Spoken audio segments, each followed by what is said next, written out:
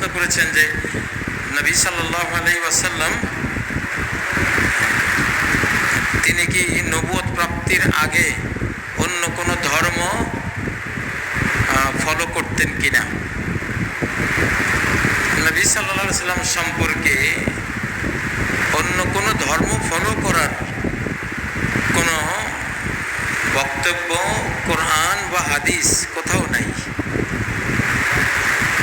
মিল্লাতে ইব্রাহিমী বা ইব্রাহিম আলাইহিস সালামের ধর্মের যতটুকু সহি শুদ্ধ বিশ্বাস বা কর্ম তার সমাজে ছিল ওগুলোতে তিনি ছিলেন, কিন্তু সেগুলো যেহেতু সঠিকভাবে জানার সুযোগ ছিল না, তিনি সত্য অন্বেষণকারী ছিলেন, সত্যের সন্ধানে ব্যস্ত ছিলেন, কিন্তু কোনো ধর্ম তিনি পালন করার কথা কোরআন হাদিসের বক্তব্যে নাই। আল্লাহ নিজে বলেছেন সূরা আদ-দুহার মধ্যে, ওয়াজাদাকা দাল্লান ফাহাদা, আল্লাহ তোমাকে পেয়েছেন যে তুমি হেদায়েত অন্বেষণ করছো, আল্লাহ তোমাকে তখন হেদায়েতের পথে পরিচালিত করেছেন।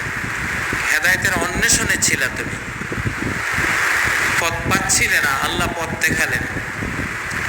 সূরা আশ-শূরার 52 নম্বর আয়াতে আল্লাহ বলেছেন, মা কুনতা তাদরি মাল কিতাবু ওয়ালাল ঈমান, তুমি জানতে না কিতাব কি ঈমান কি।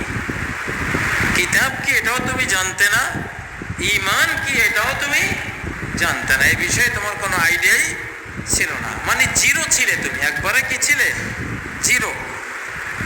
এটাই কোরআনের বক্তব্য। অতএব নবীজি তার নবুয়তের আগে কোনো ধর্ম পালন করেছেন এই ধরনের কথা বলার কোনো সুযোগ নাই। তিনি ধর্ম খুঁজছিলেন, কিন্তু নবুয়তের আগে খুঁজে পাননি। নবুয়তের মাধ্যমে আল্লাহ তার সেই অভিপ্রায়, সেই কাঙ্ক্ষিত ধর্ম আল্লাহ তাআলা তাকে জুটিয়ে দিয়েছেন।